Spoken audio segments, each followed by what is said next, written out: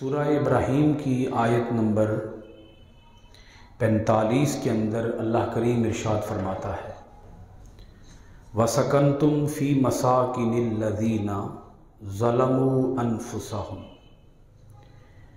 اور تم آباد تھے ان لوگوں کے متروکہ گھروں میں جنہوں نے ظلم کیے تھے۔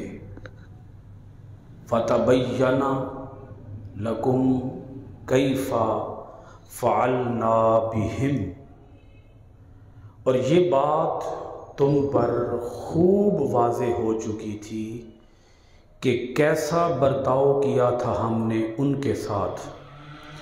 وَضَرَبْنَا لَكُمُ الْأَمْثَالَ، اور ہم نے بھی بیان کی تھی تمہارے لیے طرح طرح کی مثالیں۔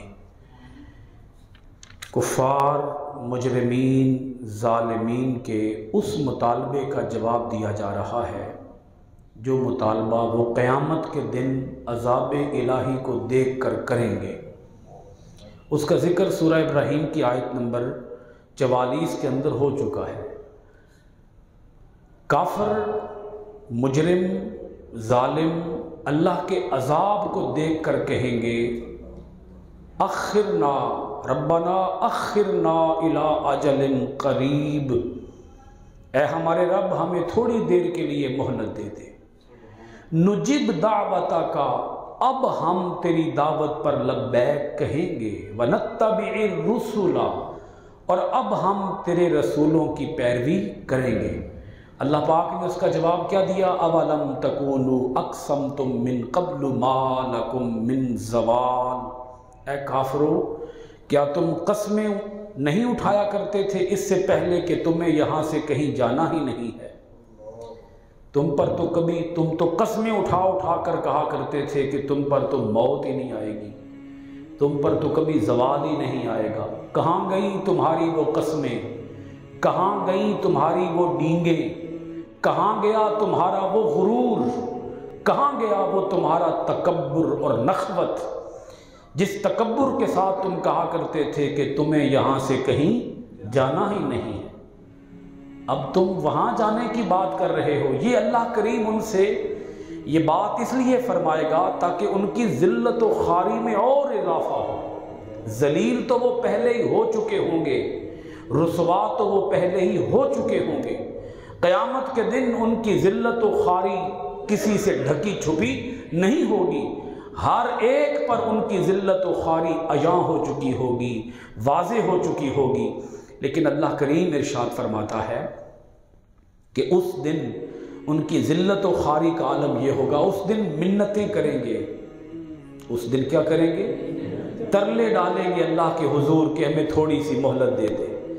اللہ کریم فرمائے گا ان کے اس مطالبے کے جواب میں کہ ہمیں تھوڑی دیر کے لیے مہلت دے دے، اللہ کریم ان کے اس مطالبے کے جواب میں فرمائے گا وَسَكَنْتُمْ فِي مَسَاكِنِ الَّذِينَ ظَلَمُوا أَنفُسَهُمْ، تم تو انہی مکانوں میں آباد تھے جن مکانوں کے اندر تم سے پہلے ظالم لوگ آباد رہے، انہی مکانوں کے اندر تم سکونت پذیر رہے، انہی مکانوں کے اندر تم آباد رہے جو مکان ظالموں کے مکان تھے۔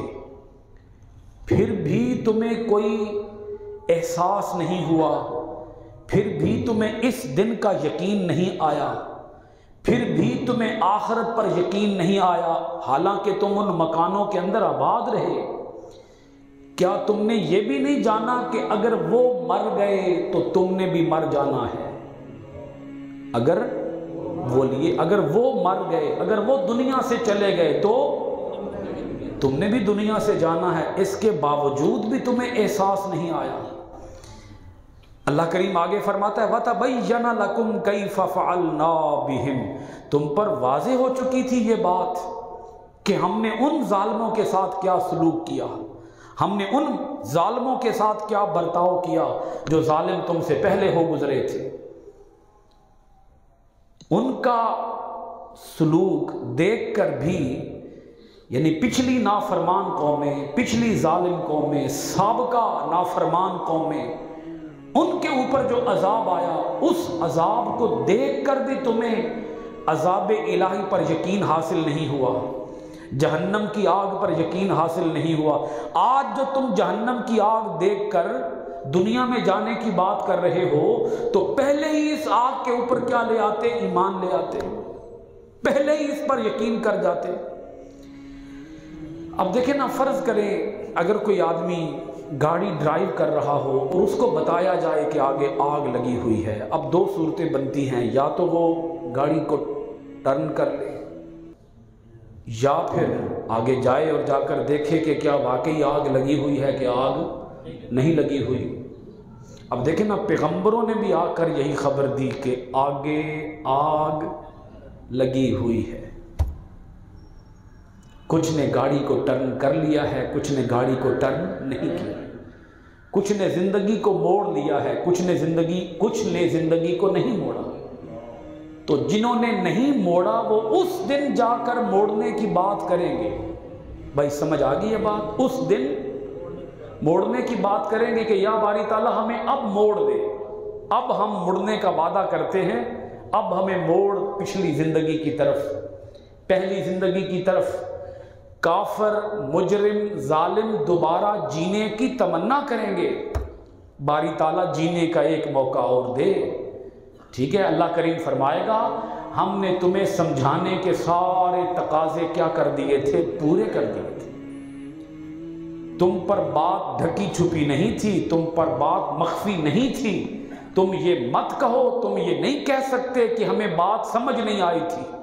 ہم نے تو بات سمجھانے کے لیے پیغمبر بھیجے، رسول بھیجے، کتابیں بھیجی، آخری کتاب قرآن مجید کو نازل کیا، پھر بھی تمہیں یقین نہیں آیا۔ آج آگ کو دیکھ کر، عذاب کو دیکھ کر جو یقین تمہیں حاصل ہوا، وہ یقین تمہیں پہلے ہی حاصل ہو جانا چاہیے تھا۔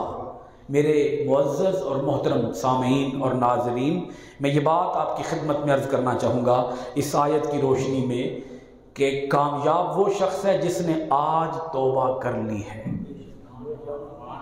بولیے وہ کیا ہو گیا؟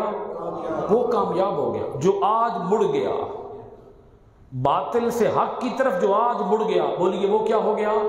کامیاب ہو گیا۔ لیکن اس دن جو رب کی بارگاہ سے توبہ مانگے گا، اسے توبہ نہیں دی جائے گی، اس کی توبہ قبول نہیں کی جائے گی۔ اور اس دن ہر کوئی توبہ مانگے گا۔ یہ بات سمجھنے کی کوشش کیجئے، اس دن جب آگ سامنے ہوگی تو کون ہے جو توبہ نہیں کرے گا جی؟ اس دن ہر کوئی توبہ کرے گا، لیکن رب فرمائے گا تمہاری آج کی توبہ میری بارگاہ میں قبول۔ وہ ہے غفار، ہے رحمان، ہے رحیم، ہے بخشنے والا، ہے معاف فرمانے والا، ہے وہ پردے ڈالنے والا ہے، لیکن فرماتا ہے دنیا میں توبہ کر کے آنا، اپنی پہلی زندگی میں توبہ کر کے آنا، یہاں کسی کو کوئی توبہ نہیں ملے گی۔ آگے سنیے لفظ اللہ کریم کیا فرماتا ہے، وَضَرَبْنَا لَكُمُ الْأَمْثَالَ، ہم نے بھی بیان کی تھی تمہارے لیے طرح طرح کی مثالیں دے دے کر تمہیں سمجھایا۔ بھئی بات مثال سے بڑی آسانی سے سمجھ آ جاتی ہے۔ بولیے کس سے؟ بولیے مثال۔ جب مثال دی جائے پھر تو بات کی سمجھ آ جاتی ہے۔ تو اللہ کریم فرماتا ہے ہم نے سمجھانے کے لیے مثالیں تک دی، جو بات تمہیں آج سمجھ آ رہی ہے، آگ کو دیکھ کر، آگ کو دیکھ کر جو بات تمہیں آج سمجھ آ رہی ہے، وہ بات سمجھانے کے لیے ہم نے تو مثالیں بھی دی تھی، پر تمہیں بات کی سمجھ نہیں آئی۔